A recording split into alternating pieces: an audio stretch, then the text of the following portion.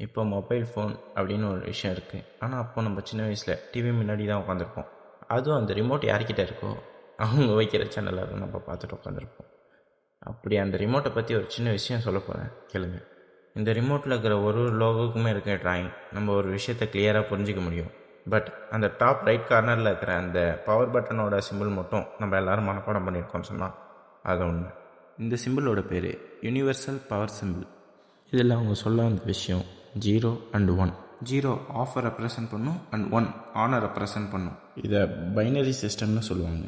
நம்ம யூஸ் பண்ணக்கூடிய phone, photo, video, messenger, AI, game, movie, document, coding, internet, bank balance, Paytm, ATM transaction, லொட்டு லொஸ்க்கு எல்லாத்துலேயும் காமனாக யூஸ் பண்ண ஒரு விஷயம் பைனரி சிஸ்டம். 0, 1 இதுதான் டேட்டா பேஸ். இதையே கொஞ்சம் டிஃப்ரெண்ட்டாக சொல்கிறேன். இங்கே காமிச்சிருக்க 0 and 1 இதுதான் ஹலோ. புரியலையா? புரிய வைக்கிறாருங்க. இப்போ இந்த பைனரி கூட எடுத்து போய் சாட்ஜிபிட்டியில் பேஸ்ட் பண்ணுறேன். பேஸ்ட் பண்ணி ரன் பண்ணுறாருங்க. அவ்வளோதான், இதுதான் ஹலோ. சிம்பிளாக சொல்லணும்னா, நீங்கள் இப்போ ஒரு மெசேஜ் அனுப்புனா அது ASCII கோடாக கன்வெர்ட் ஆகி பைனரியாக கன்வெர்ட் ஆகி டிரான்ஸ்மிட் ஆகும்.